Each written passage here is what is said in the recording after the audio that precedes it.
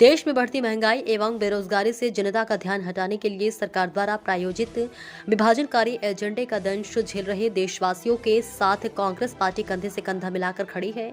लेकिन एक जवाबदार विपक्षी दल होने के नाते हम वाजपेयी सत्ता के मित्र पूंजीपतियों को सरकारी खजाने की लूट की खुली छूट और प्रधानमंत्री से संबंधित पूरे अडानी महाघोटाले में हो रहे घोटाले से भी चिंतित है।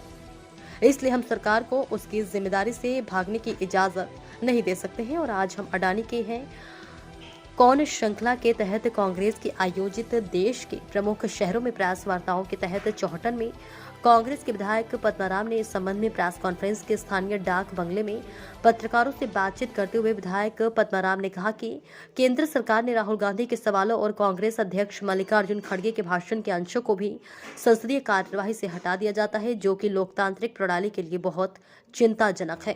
विधायक पद्माराम ने कहा कि एक व्यक्ति ने दुनिया के अमीरों की सूची में 609 से छलांग लगाकर दूसरे नंबर पर कैसे पहुंचा, इसकी जांच होनी चाहिए। विधायक पद्माराम ने कहा कि हम किसी व्यक्ति या भारत के खिलाफ नहीं हैं, लेकिन सरकार द्वारा प्रायोजित निजी एकाधिकार के खिलाफ है। उन्होंने कहा कि केंद्र सरकार अपने मित्र पूंजीपतियों के बीच संपूर्ण पारस्परिक तालमेल को किस तरह से इस्तेमाल करती है। विधायक पद्माराम ने कहा कि मोदी सरकार इस मुद्दे पर जांच के लिए एक संयुक्त संसदीय समिति बनाने से क्यों डर रही है। इन सभी प्रकरण की जांच संयुक्त संसदीय समिति से कराने की मांग की। हम अडानी के कौन है, इसके बारे में आज इसी है। आज भारत देश की पूरी जनता जानना चाहती है कि भयंकर महंगाई, उच्चतम बेरोजगारी और कुशासन के उपरांत भी भारतीय जनता पार्टी के लोग अमृत काल मना रहे हैं। ये अमृत काल है या मित्र काल है। आज पूरे देश के अंदर चर्चा है कि कांग्रेस के वरिष्ठ नेता और कांग्रेस के पूर्व अध्यक्ष माननीय राहुल गांधी जी ने संसद के अंदर जो मोदी जी सवाल पूछे, उनके अंश रिकॉर्ड से निकाले गए। माननीय मल्लिकार्जुन खड़गे साहब तो अखिल भारतीय कांग्रेस कमेटी के अध्यक्ष, उन्होंने जो संसद में भाषण दिया, उनके अंश निकाले गए। ऐसा कौन सा प्रावधान है, ऐसे कौन से संविधान के अंदर ये लिखा हुआ है कि इनके खिलाफ जो पूछते हैं, इनके खिलाफ जो बात करते हैं, उनको संसद के कार्य सूची से हटाना? ये देश के साथ और अन्याय है। जो आज ईडी है, सीबीआई है, इनकम टैक्स के, उनके जो संवैधानिक संस्थाएं हैं, उनका दुरुपयोग करके जो इनके समकक्ष प्रतिबंधी जो भी लोग हैं, उनके खिलाफ कार्रवाई करना, उनकी जो संस्थाएं हैं उनके ऊपर अटैक करना, उनकी जांच करना। तो ऐसा कौन सा प्रावधान है जो विपक्ष के लोग चाहते हैं कि अडानी साहब जो 601 नंबर के थे वो 2 नंबर पे कैसे पहुंचे, उनका विदेशों से क्या संबंध है। आज जो स्विट्जरलैंड की जितनी भी बैंक है, उसके अंदर ये धन तक सबसे ज्यादा कैसे गया। पहले तो ये मोदी जी बात कर रहे थे कि हमारी सरकार आ जाएगी तो हम बेरोजगारी खत्म कर देंगे, महंगाई 100 दिन के अंदर कम कर देंगे, हम विदेशों में जो धन जमा है वो लाके हर किसान के, हर आदमी के खाते में 15-15 लाख जमा करा देंगे, हम 2 करोड़ नौकरी देंगे। वो उनके वादे कहाँ गए?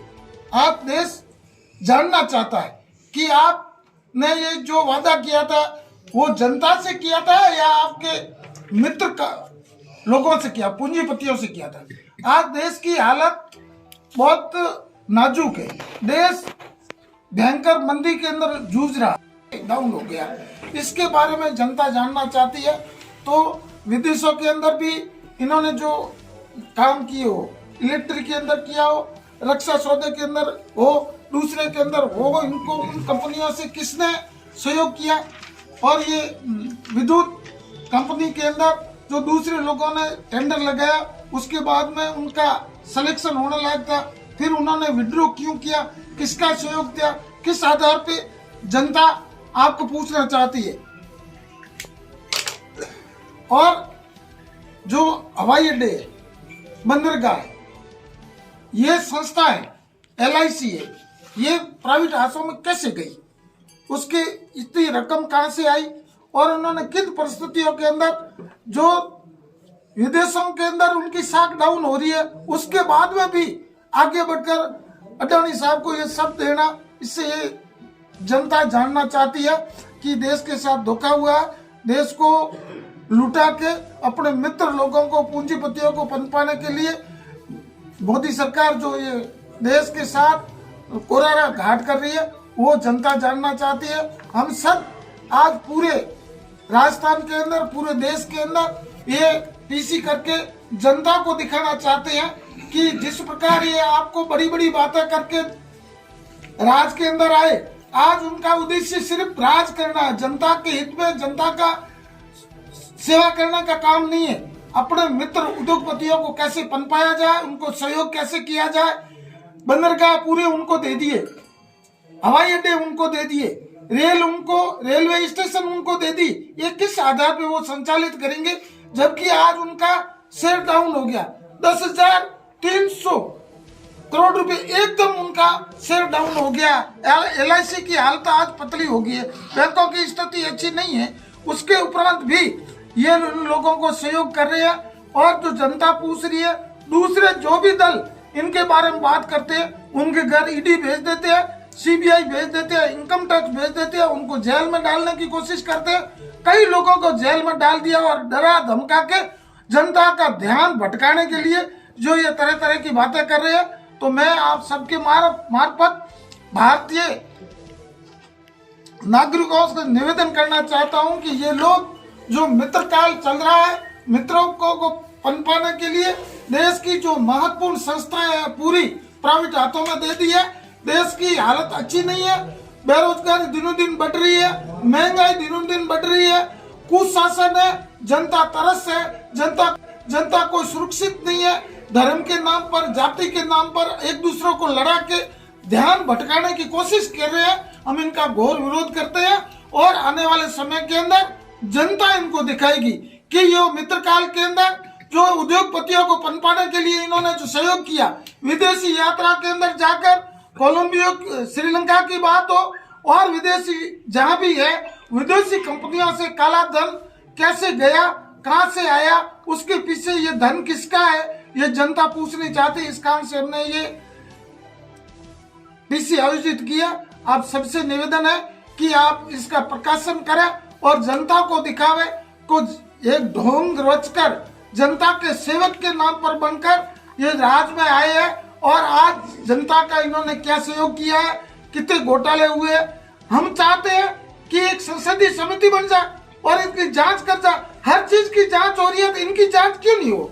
इस जांच के लिए आप क्यों डर रहे हो? जनता आपको पूछना चाहती है कि जांच में क्यों डर रहे हो? जांच कराओ, संसदीय समिति बना दो, जांच करा दो। यदि सही है तो जो झूठे आरोप लगा रहे उनके खिलाफ कार्रवाई करो, और यदि वो सही है तो उनके खिलाफ कार्रवाई करो। देश ये जानना चाहता है, देश की जनता, हर गरीब और अमीर जानना चाहता है कि जो निम्न श्रेणी का उद्योगपति आज विश्व का दूसरे नंबर कैसे बना। आज देश की जो बड़ी बड़ी कंपनियां वो सब इनका ध्यान क्यों रख रही है, उनका सहयोग क्यों कर रही है। देश के रेलवे इनको क्यों दिए जा रहे हैं, बंदरगाह इनको क्यों दिए जा रहे हैं, एयरलाइंस इसको क्यों दी जा रही, LIC इनको क्यों दी जा रही, उसके पीछे क्या राज है, वो देश जानना चाहता है। और जो घोटाले हुए उसकी जांच संसदीय समिति से की जाए। और भारत के संविधान के अंदर प्रावधान है, देश का कोई भी चुना हुआ जनप्रतिनिधि, ये तो विपक्ष की कांग्रेस पार्टी का राष्ट्रीय अध्यक्ष है और पूर्व अध्यक्ष है, उन्होंने सवाल पूछे और उनके सवाल जो संसदीय वहां कार्यसूची उसमें से हटाना, ये देश क्या हो रहा है? ये ऐसी दुर्भाग्य है देश का। कोई ऐसी संस्था है जो राज कर रही है, जो जनता का ध्यान नहीं रख रही है, अपने मित्र काल का ध्यान रखे, अपने मित्र उद्योगपतियों का ध्यान रहे है। आज देश की GDP डाउन हो गई है, महंगाई बढ़ रही है, बेरोजगारी बढ़ रही है। सब चीज होने के उपरांत भी आज से पूर्व हमारे जो पूर्व